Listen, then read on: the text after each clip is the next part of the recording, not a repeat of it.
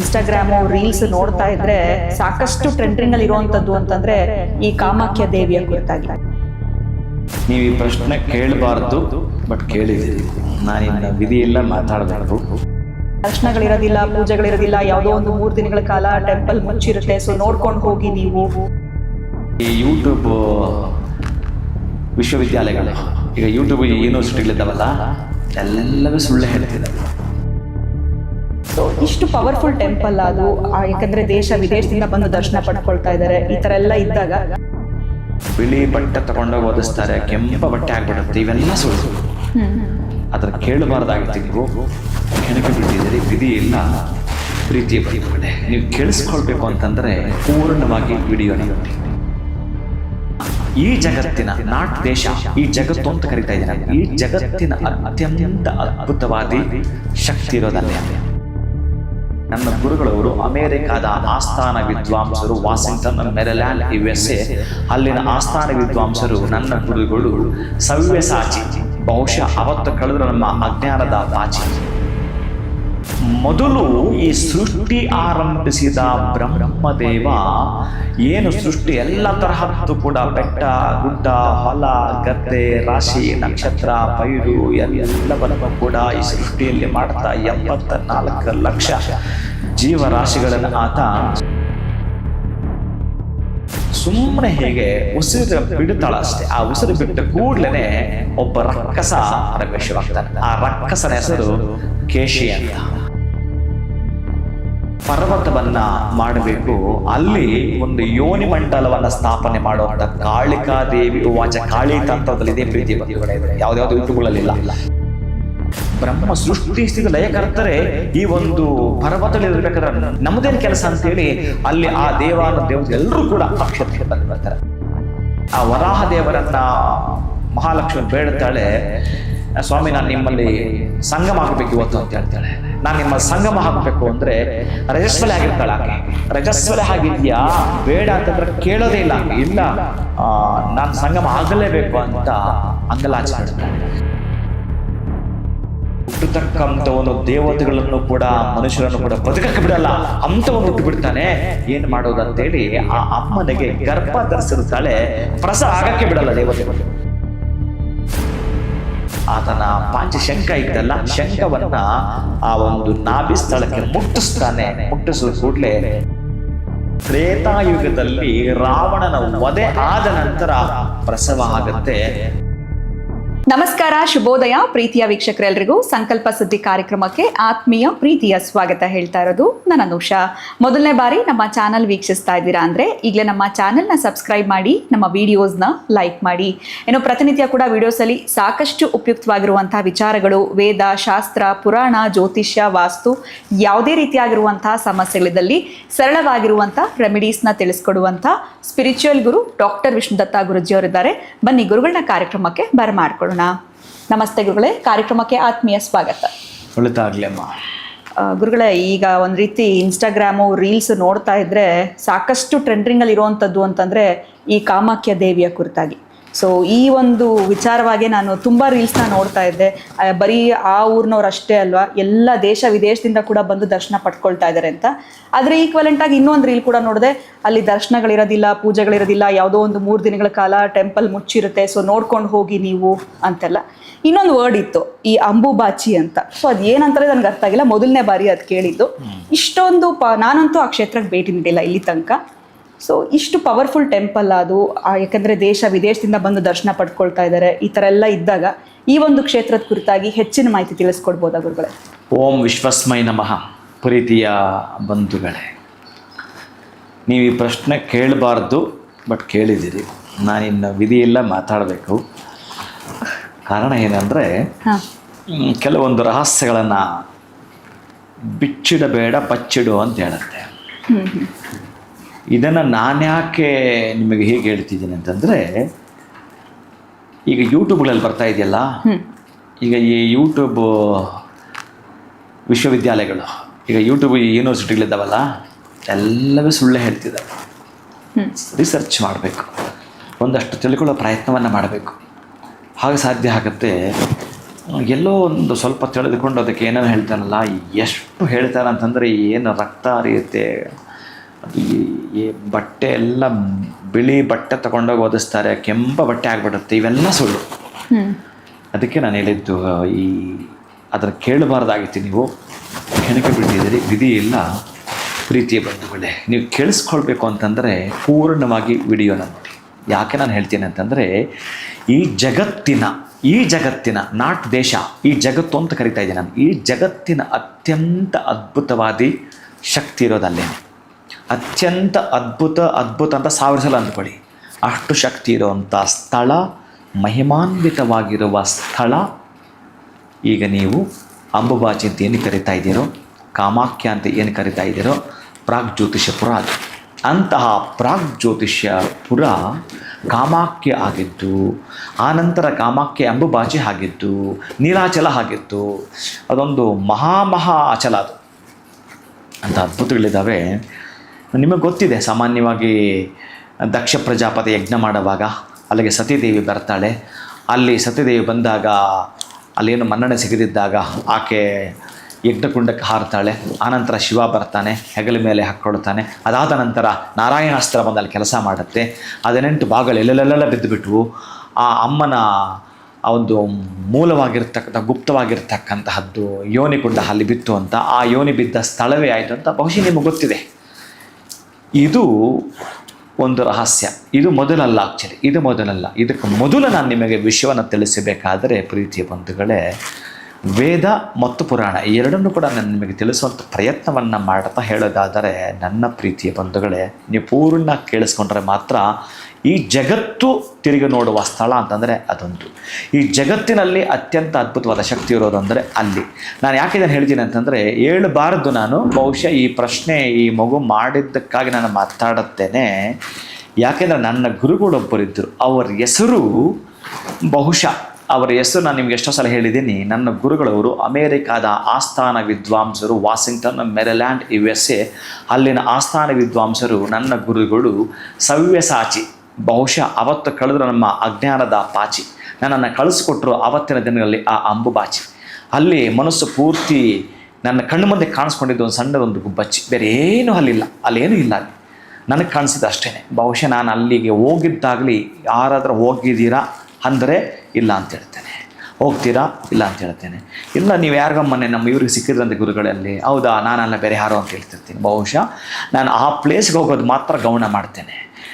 ಗೌಣ ಮಾಡ್ತೀನಿ. ಅಲ್ಲಿರ್ತಕ್ಕಂತಹ ಬಹಳಷ್ಟು ಜನ ನನಗೆ ಒಳಗಡೆ ಕೆಲಸ ಮಾಡೋ ಅಲ್ಲಿನ ಒಂದಷ್ಟು ಜನ ಚೆನ್ನಾಗಿ ಪರಿಚಯ ಇರೋದ್ರಿಂದ ಬಹುಶಃ ಯಾರ ಜೊತೆಗೂ ಹೋಗಲ್ಲ. ಆ ಒಂದು ಪ್ಲೇಸ್ ಮಾತ್ರವೇ ನಾನು ಒಬ್ಬಂಟಿಗೆ ಹೋಗಿ ಬರ್ತಕ್ಕಂಥದ್ದು. ಇನ್ನು ಎಲ್ಲಿಗೋದ್ರೂ ಕೂಡ ಬಹುಶಃ ನನ್ನ ಶಿಷ್ಯರಿಂದ ಹಿಡಿದು ಡ್ರೈವರ್ ಒಂದಷ್ಟು ಜನ ಇದ್ದೇ ಇರ್ತಾರೆ ಆ ಪ್ಲೇಸಿಗೆ ಮಾತ್ರ. ಬಹುಶಃ ನಾನು ಒಬ್ಬಂಟಿಗೆ ಹೋಗುವಂಥ ಪ್ಲೇಸು ಈ ಮಗು ಕೇಳಿದ್ದಕ್ಕೆ ಬಹುಶಃ ಏನದನ್ನು ಭಗವಂತ ಬಾಯಿಂದ ಹೊರಗಾಕಿಸ್ತಾನೋ ಗೊತ್ತಿಲ್ಲ. ಅಂತಹ ಅತ್ಯಂತ ಅದ್ಭುತವಾಗಿರುವ ಶಕ್ತಿಯ ಕೇಂದ್ರ ಪ್ರೀತಿಯ ಬಂಧುಗಳೇ, ನೀವು ಹೋಗೋ ಪ್ರಯತ್ನವನ್ನು ಮಾಡಬೇಡಿ.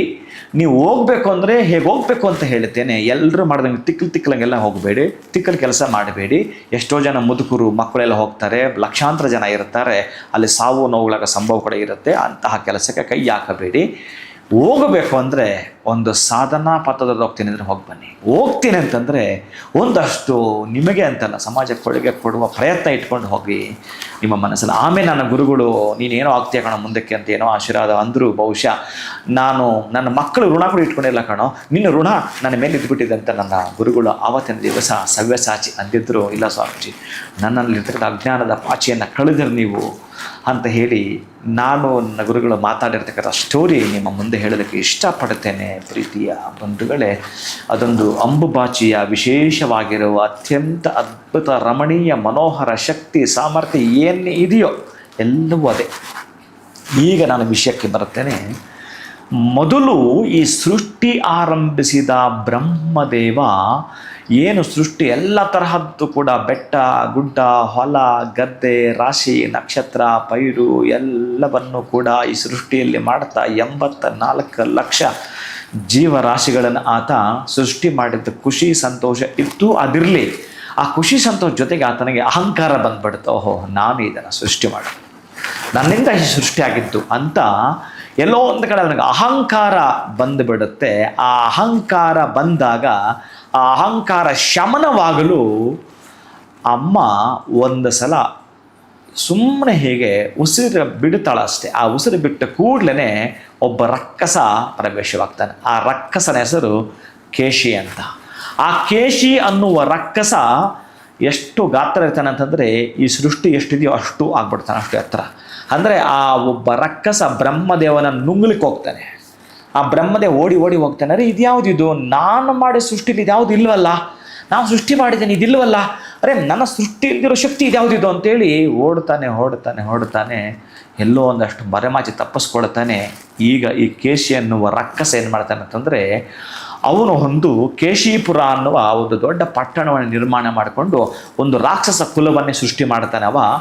ಆ ರಾಕ್ಷಸ ಕುಲಕ್ಕೆ ಅವನು ಆದೇಶ ಮಾಡುತ್ತಾನೆ, ಬ್ರಹ್ಮದೇವನನ್ನು ಹೇಗಾದರೂ ಮಾಡಿ ಅವನನ್ನು ಸಂಹಾರ ಮಾಡಿ ಅಂತ ಆದೇಶ ಕೊಡ್ತಾನೆ. ಅಷ್ಟೊತ್ತಿಗೆ ಈ ಬ್ರಹ್ಮದೇವ ಬಹುಶಃ ನಾನು ಉಳಿಗಾಲ ಇಲ್ಲ ಅಂತ ಹೇಳಿ ಮಹಾವಿಷ್ಣು ಹತ್ರ ಓಡಿ ಹೋಗ್ತಾನೆ. ಸ್ವಾಮಿ, ನನಗೆ ಈ ರೀತಿ ಯಾರೋ ಒಬ್ಬ ರಕ್ಕಸ ನುಂಗ್ಲಿಕ್ಕೆ ಬಂದಿದ್ದ, ಬಹುಶಃ ನಾನು ಸೃಷ್ಟಿ ಮಾಡಿದ್ದಲ್ಲ, ನಾನು ಸೃಷ್ಟಿಗಿಂತ ಶಕ್ತಿ ಇದೆ, ಅದು ಯಾವುದು ಅಂತ ತಿಳ್ಕೋಬೇಕು ಅಂತ ಬಂದಿದ್ದೇನೆ ಅಂತ ಮಹಾವಿಷ್ಣು ಬಳಿ ಬರ್ತಾನೆ. ಮಹಾವಿಷ್ಣು ಜೊತೆಗೆ ಬಾ ಅಂತ ಹೇಳಿ ಶಿವನ ಬಳಿ ಕರ್ಕೊಂಡು ಬರ್ತಾನೆ.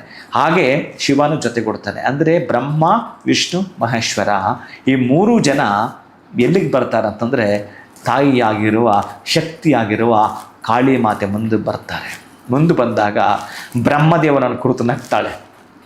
ಅಮ್ಮ, ನಾನು ಸೃಷ್ಟಿಯಲ್ಲಿ ಇಲ್ಲದೆ ಇರೋದು ಯಾವುದು ತಾಯಿ, ನನ್ನನ್ನು ನುಂಗಕ್ಕೆ ಬರ್ತಾ ಇತ್ತು ಅಂತಾನೆ. ಆಗ ಆ ಕಾಳಿ, ಆ ಅಮ್ಮ, ಆ ತಾಯಿ ಹೇಳ್ತಾಳೆ, ಅಲ್ಲ, ಎಲ್ಲ ನನ್ನಿಂದಲೇ ನಾನು ಅನ್ನೋ ಅಹಂಕಾರ ಬಂದ್ಬಿಡ್ತಲ್ಲ, ಈ ಸೃಷ್ಟಿ ಎಲ್ಲಿಂದ ಆರಂಭ ಆಗಿತ್ತು ಏನು ಅಂದ್ಕೊಂಡಿದ್ದೀಯ ನೀನು? ಈ ಒಂದು ಸೃಷ್ಟಿ ಆರಂಭ ಆಗ್ಲಿಕ್ಕೆ ನಿಮ್ಗೆ ಶಕ್ತಿ ಬೇಕಲ್ಲ, ಆ ಶಕ್ತಿ ನಾನೇ. ಆ ಶಕ್ತಿಯನ್ನು ನೀನು ಮರೆತು ಬಿಟ್ಟು ನಾನು ಅಂತ ಅಹಂಕಾರದಿಂದ ನೀನು ಮೆರೆದಾಡ್ತಿದ್ದೀಯಲ್ಲ, ಅದಕ್ಕಾಗಿ ಬಂದದ್ದು ಅಂತ ಅಮ್ಮ ಎಚ್ಚರಿಸ್ತಾಳೆ. ನಂದು ತಪ್ಪಾಯ್ತು ತಾಯಿ, ಕ್ಷಮಿಸು ಅಂತೇಳಿ ಕ್ಷಮಿಸಬೇಕಾದ್ರೆ ಇಲ್ಲಿ ಕ್ಷಮೆ ಇಲ್ಲ. ನೀನು ಒಂದು ಪರ್ವತವನ್ನು ಮಾಡಬೇಕು, ಅಲ್ಲಿ ಒಂದು ಯೋನಿ ಮಂಡಲವನ್ನು ಸ್ಥಾಪನೆ ಮಾಡುವಂಥ ಕಾಳಿಕಾದೇವಿ ಉವಾಚ ಕಾಳಿ ತಂತ್ರದಲ್ಲಿದೆ. ಪ್ರೀತಿಯ ಬಂಧುಗಳೇ, ಇದೆ ಯಾವುದ್ಯಾವುದು ಯೂಟ್ಯೂಬ್ಗಳಲ್ಲಿಲ್ಲ, ಕಾಳಿ ತಂತ್ರದಲ್ಲಿದೆ. ಆ ಕಾಳಿ ತಂತ್ರದಲ್ಲಿ ಇವರ ಸಂವಾದ ಇದೆಯಲ್ಲ, ಅತ್ಯಂತ ಅದ್ಭುತವಾಗಿರುವಂಥ ಸಂವಾದವದು. ಹಾಗೆ ಹೇಳಿದ ಕೂಡಲೇ ಬ್ರಹ್ಮದೇವ ಕಾಳಿ ಮಂಡಲವನ್ನು ಸೃಷ್ಟಿ ಮಾಡಲಿಕ್ಕೆ ಪರ್ವತಗಳನ್ನು ಸೃಷ್ಟಿ ಮಾಡ್ತಾನೆ. ಆ ಪರ್ವತಗಳು ಅತ್ಯಂತ ಅದ್ಭುತವಾಗಿರುವ ಪರ್ವತಗಳು. ಅಲ್ಲಿಯೇ ಒಂದು ಜೀವನದಿಯನ್ನು ಕೂಡ ಸೃಷ್ಟಿ ಮಾಡ್ತಾನೆ. ಆ ಜೀವನದಿ ಇವತ್ತಿಗೂ ಇದೆ. ಆ ಜೀವನದಿ ಬಗ್ಗೆ ಮುಂದಕ್ಕೆ ಮಾತಾಡ್ತೀನಿ. ಅಂತಹ ಜೀವನದಿ ದೊಡ್ಡ ದೊಡ್ಡ ಪರ್ವತ ಸೃಷ್ಟಿ ಮಾಡಿ ಅಲ್ಲಿ ಯೋನಿ ಮಂಡಲವನ್ನು ಸ್ಥಾಪನೆ ಮಾಡ್ತಕ್ಕಂತಹ ನಿರ್ಣಯವನ್ನು ಮಾಡುತ್ತಾನೆ. ಅಮ್ಮ, ಆ ರಕ್ಕಸ ಬಂದರೆ ಭಯ ಇದೆ ಇವನಿಗೆ, ಯಾರಿಗೆ? ಬ್ರಹ್ಮದೇವನಿಗೆ. ಆ ರಕ್ಕಸ ಬಂದರೆ ಅಂತಾಳೆ. ಆವಾಗ ಅಮ್ಮ ಒಂದು ಸಲ ಅಂತ ಹುಂಕರಿಸ್ತಾಳೆ. ಅಂತ ಹುಂಕರಿಸಿದ ಕೂಡಲೇ ಆ ರಕ್ಕಸ ಇದ್ನಲ್ಲ, ಕ್ಷಣ ಮಾತ್ರದಲ್ಲಿ ಬೂದಿ ಆಗಿಬಿಡುತ್ತೆ ಅಷ್ಟೇ.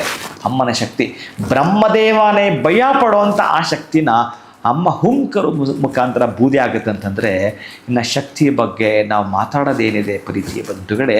ಅಂತಹ ಯೋನಿ ಮಂಡಲವನ್ನು ಮೊದಲು ಸ್ಥಾಪನೆ ಮಾಡಿದ್ದು ಬ್ರಹ್ಮದೇವ. ದಕ್ಷ ಪ್ರಜಾಪತಿ ಬಿದ್ದಿದ್ದೆಲ್ಲವೂ ಅಲ್ಲ. ನೋಡಿ, ಇಲ್ಲಿ ಒಂದು ಕಾರಣೀಭೂತಗಳು ನಡೆದು ಬಿಡ್ತವೆ. ಅಂತಹದ್ದನ್ನು ಮೊದಲು ಇಲ್ಲಿ ಒಡಿಸ್ಸಾದ ಕಾಮಾಖ್ಯ ಅಂತ ಏನಿದೆಯೋ ಯೋನಿ ಮಂಡಲವನ್ನು ಸ್ಥಾಪನೆ ಮಾಡಿದ್ದು ಬ್ರಹ್ಮದೇವ. ಇನ್ನು ಆ ಪರ್ವತಗಳಿದಾವಲ್ಲ, ಅರೆ ಆ ಪರ್ವತಗಳು ಅಷ್ಟು ಅದ್ಭುತವಾಗಿವೆ ಅಂತೇಳಿ ಆ ಪರ್ವತಗಳಲ್ಲೇ ಬ್ರಹ್ಮ, ವಿಷ್ಣು, ಮಹೇಶ್ವರರು ಸ್ಥಾಪನೆ ಆಗ್ತಾರೆ ಪರ್ವತಗಳಲ್ಲಿ. ಅಂದರೆ ದೇವತೆಗಳೇ, ಬ್ರಹ್ಮ ಸೃಷ್ಟಿ ಸ್ಥಿತಿ ಲಯಕರ್ತರೆ ಈ ಒಂದು ಪರ್ವತಗಳಿರಬೇಕಾದ್ರೆ ನಾವೇನು ಕೆಲಸ, ನಮ್ಮದೇನು ಕೆಲಸ ಅಂತೇಳಿ ಅಲ್ಲಿ ಆ ದೇವತೆಗಳೆಲ್ಲರೂ ಕೂಡ ಆ ಕ್ಷೇತ್ರಕ್ಕೆ ಬಂದುಬಿಡ್ತಾರೆ. ಅದಕ್ಕೆ ಅಷ್ಟು ಶಕ್ತಿ ಆ ಕ್ಷೇತ್ರಕ್ಕೆ. ಆ ಎಲ್ಲ ದೇವತೆಗಳು ಅಲ್ಲಿರ್ತಕ್ಕಂಥ ಅಣು, ರೇಣು, ತೃಣ, ಕಾಷ್ಟ, ಸಣ್ಣ ಸಣ್ಣ ಕಲ್ಲುಗಳೆಲ್ಲರಲ್ಲೂ ಕೂಡ ಇರ್ತಾರೆ, ಎಲ್ಲದರಲ್ಲೂ ಇರ್ತಾರೆ. ಅದಕ್ಕೆ ಅಲ್ಲೊಂದು ಮಹಿಮೆ ಇದೆ. ಇದನ್ನು ನಾನು ಪೇಳಲಸದಲ್ಲ, ಇದನ್ನು ಪಕ್ಕಕ್ಕೆ ಇಡ್ತೀನಿ, ಆ ಮಹಿಮೆನ ಹೇಳಲ್ಲ. ಕಾರಣ ಏನಂತಂದರೆ, ಅದು ಸಾತ್ವಿಕವಾಗಿರ್ತಕ್ಕಂತಹ ಸಾಧಕರಿಗೆ ಮತ್ತಿನ್ನೇನೋ ಬಲಿ ಮಾಡ್ತಾರೆ, ಬಲಿದು ಮಾತಾಡ್ತೀನಿ ಅಲ್ವೇ ಇಲ್ಲ. ಆ್ಯಕ್ಚುಲಿ ಯಾರು ಮಾಡ್ತಾರೋ ಎಲ್ಲೂ ಅದಕ್ಕೆ ಆಧಾರ ಇಲ್ಲ. ಆಧಾರ ಕೊಟ್ಟು ನಾನು ಮಾತಾಡ್ತೀನಿ ಪ್ರೀತಿಯ ಬಂಧುಗಳೇ. ಅಂತಹ ಬ್ರಹ್ಮದೇವ ಸ್ಥಾಪನೆ ಮಾಡಿರ್ತಕ್ಕಂತಹ ಮೊದಲು ಆ ನಂತರ ನೋಡಿ ಆ ಸತೀದೇವಿಯ ಮರ್ಮಾಂಗ ಬಿದ್ದ ಸ್ಥಳವು ಸೇಮ್ ಆ ಬ್ರಹ್ಮದೇವ ಮಾಡಿದ್ದ ಆ ಯೋನಿ ಮಂಡಲಕ್ಕೆ ಆ ಯೋನಿ ಬೀಳುತ್ತೆ ಸತೀದೇವಿ. ನೋಡಿ ಅಮ್ಮ ಎಷ್ಟು ಚೆನ್ನಾಗಿ ಲಿಂಕ್ ಕೊಟ್ಟಿರ್ತಾಳೆ ಅಂತ. ಹಾಗೆ ನಡೆದು ಬಿಡುವಂಥದ್ದು. ಈ ಒಂದು ಕ್ಷೇತ್ರ 4 ಜನ ನಿರ್ಮಾಣ ಮಾಡ್ತಾರೆ. ಆ 4 ಜನ ನಿರ್ಮಾಣ ಮಾಡಿರತಕ್ಕಂತಹದ್ದು ಪ್ರೀತಿಯ ಬಂಧುಗಳೇ.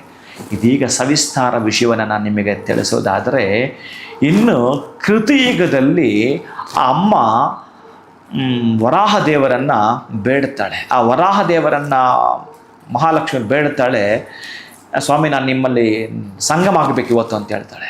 ನಾನು ನಿಮ್ಮ ಸಂಗಮ ಆಗಬೇಕು ಅಂದರೆ ರಜಸ್ವಲೆ ಆಗಿರ್ತಾಳೆ ಆಕೆ. ರಜಸ್ವಲೆ ಆಗಿದೆಯಾ ಬೇಡ ಅಂತಂದ್ರೆ ಕೇಳೋದೇ ಇಲ್ಲ ಆಕೆ. ಇಲ್ಲ ನಾನು ಸಂಗಮ ಆಗಲೇಬೇಕು ಅಂತ ಅಂಗಲಾಚಿ ಬಿಡ್ತಾಳೆ. ಸರಿ, ಇನ್ನು ಮಹಾನುಭಾವ ಏನು ಮಾಡ್ತಾನೆ ಅಂತಂದರೆ ಸಂಗಮದಲ್ಲಿ ಮಿಂದೆದ್ದು ಬಿಡ್ತಾನೆ. ಆ ಸಂಗಮದಲ್ಲಿ ಬಹುಶಃ ಆಕೆ ಗರ್ಭವನ್ನು ಧರಿಸ್ತಾಳೆ. ಆ ಗರ್ಭ ಕೃತಯುಗದಲ್ಲಿ ಬಹುಶಃ ಅದೇ ರಜಸ್ವಲೆ ಆದಾಗ ಏನಾದರೂ ಕೂಡ ಆ ರೀತಿ ಆದರೆ ಏನಾಗದೆ ಕೆಟ್ಟ ಮುಹೂರ್ತಗಳನ್ನು ಹೇಳಿರ್ತಾನೆ ನಿಮಗೆ. ದುರ್ಮುಹೂರ್ತಗಳು ಸುಮುಹೂರ್ತಗಳು ಹೇಳಿರ್ತೇನೆ. ಆ ಸುಮುಹೂರ್ತಗಳು ಅಂದರೆ ಸಂಗಮ ಮಾಡಿದಾಗ ಒಳ್ಳೆಯ ಮಕ್ಕಳು ಹುಡ್ತಾರೆ. ದುರ್ಮುಹೂರ್ತಗಳಲ್ಲಿ ಏನಾದರೂ ಸಂಗಮ ಮಾಡಿದರೆ ಅಲ್ಲಿ ಕೆಟ್ಟವರು ಹುಡ್ತಾರೆ ಅನ್ನೋದಕ್ಕೆ ನಿದರ್ಶನ ಕೂಡ ಪ್ರೀತಿ ಒಂದು ಕಡೆ. ಇದು ಅಲ್ಲಿ ಆ ರೀತಿ ಆದಾಗ ದೇವತೆಗಳಿಗೆ ಒಂದು ರೀತಿ ನೋವಾಗ್ಬಿಡ್ತಾರೆ. ರೇ ಹುಟ್ಟತಕ್ಕಂಥವನು ದೇವತೆಗಳನ್ನು ಕೂಡ ಮನುಷ್ಯರನ್ನು ಕೂಡ ಬದುಕಕ್ಕೆ ಬಿಡಲ್ಲ, ಅಂಥವನು ಹುಟ್ಟು ಬಿಡ್ತಾನೆ, ಏನು ಮಾಡೋದು ಅಂತೇಳಿ ಆ ಅಮ್ಮನಿಗೆ ಗರ್ಭ ಧರಿಸಿರುತ್ತಾಳೆ. ಪ್ರಸವ ಆಗಕ್ಕೆ ಬಿಡಲ್ಲ ದೇವತೆಗಳು. ಏನು ಪ್ರಸವ ಆಗ್ತಾನೆ ಇಲ್ಲ, ಒಂದು ರೀತಿಯ ಒಳಗಡೆ ತಳಮಳ ಆಗ್ತಾ ಇದೆ ಅಂತಂದ್ರೆ ಅಷ್ಟಿಷ್ಟಲ್ಲ, ವಿಲಿಬಿಲಿ ಅಂತ ಒದ್ದಾಟ ಮಾಡ್ತಾಳೆ ಆ ಒಂದು ಭೂದೇವಿ. ಆ ಭೂದೇವಿ ಒದ್ದಾಟ ಮಾಡೋದನ್ನು ನೋಡಿ ತಡ್ಕೊಳಕ್ಕಾಗದೆ ಆಕೆ ಬಂದು ಮಹಾವಿಷ್ಣು ಬಳಿ ಕೇಳಿಬಿಡ್ತಾಳೆ, ಸ್ವಾಮಿ ನನಗೆ ಪ್ರಸವ ಆಗಲೇಬೇಕು, ನನ್ನ ಕೈಲಿ ನೋವು ತಡ್ಕೊಳಕ್ಕೆ ಆಗ್ತಾ ಇಲ್ಲ ಅಂತ ಬೇಡ್ತಾಳೆ. ಆಗ ಬೇಡಿಕೊಂಡಾಗ ಆ ಮಹಾನುಭಾವ ಆತನ ಪಾಂಚಶಂಕ ಇತ್ತಲ್ಲ, ಶಂಖವನ್ನು ಆ ಒಂದು ನಾಭಿ ಸ್ಥಳಕ್ಕೆ ಮುಟ್ಟಿಸ್ತಾನೆ. ಮುಟ್ಟಿಸಿದ ಕೂಡಲೇ ನಿನಗೆ ಇಲ್ಲಿಂದ ಆಚೆಗೆ ನೋವಿರೋದಿಲ್ಲ, ಆದರೆ ಪ್ರಸವ ಆಗಬೇಕು ಅಂತ ಕೇಳ್ತಾಳೆ. ಆಗ ಮಹಾವಿಷ್ಣು ಹೇಳ್ತಾನೆ, ಈಗ ನಿನಗೆ ಪ್ರಸವ ಆಗೋದಿಲ್ಲ, ಆಗೋದು ಬೇಡ, ನಾನೇ ತ್ರೇತಾಯುಗದಲ್ಲಿ ರಾವಣನ ವಧೆ ಆದ ನಂತರ ಪ್ರಸವ ಆಗತ್ತೆ, ಹಾಗೆ ಅದಕ್ಕೆ ನಾನು ಆಶೀರ್ವದಿಸ್ತಿರ್ತೇನೆ ಅಂತ ಹೇಳಿರುತ್ತಾನೆ ಮಹಾನುಭಾವನಾಗಿರತಕ್ಕಂತಹ ಮಹಾವಿಷ್ಣು. ಇಲ್ಲಿ ಸ್ವಲ್ಪ ನೀವು ಗಮನಿಸಬೇಕು, ಕೃತಯುಗದಲ್ಲಿ ಗರ್ಭ ಧರಿಸಿದವಳು, ತ್ರೇತಾಯುಗದಲ್ಲಿ ಹುಟ್ಟಿದವ, ದ್ವಾಪರ ಯುಗದ ತನಕ ಇರ್ತಾನೆ, 3 ಯುಗಗಳ ತನಕ ಇರ್ತಾನೆ ಒಬ್ಬ ರಾಕ್ಷಸ, ಅವನೇ ನರಕಾಸುರ. ಅಂತಹ ನರಕಾಸುರ ಆ ರಾವಣನ ವಧೆ ಆದ ಮೇಲೆ ಹುಟ್ಟುತ್ತಾನ್ರಿ. ವರಾಹದೇವರು ಭೂದೇವಿ ಹುಟ್ಟಿದ ಮಗನೇ ಈ ನರಕಾಸುರ. ನರಕಾಸುರ ಏನು ಅಂತ ಸಾಮಾನ್ಯದವನಲ್ಲ, ಯಾಕಂದ್ರೆ ಮಹಾವಿಷ್ಣುವಿನ ಅಂಶದಿಂದ ಹುಟ್ಟಿದವನು. ನೋಡಿ ಇಲ್ಲಿ ರಾಕ್ಷಸನ ಯಾಕೆ ಹುಟ್ಟಿದ ಅದು ಕೂಡ ತುಂಬಾ ನಿಮ್ಮ ಮುಂದೆ ಹೋದ್ರೆ ಗೊತ್ತಾಗ್ತಾ ಬರುತ್ತೆ, ನಾನು ಹೇಳ್ತಾ ಬರ್ತೀನಿ. ಅಂತಹ ರಾಕ್ಷಸ ದೇವತೆಗೆ ಯಾಕೆ ಹುಟ್ಟದ ಈ ರಾಕ್ಷಸ ಅಂತಂದ್ರೆ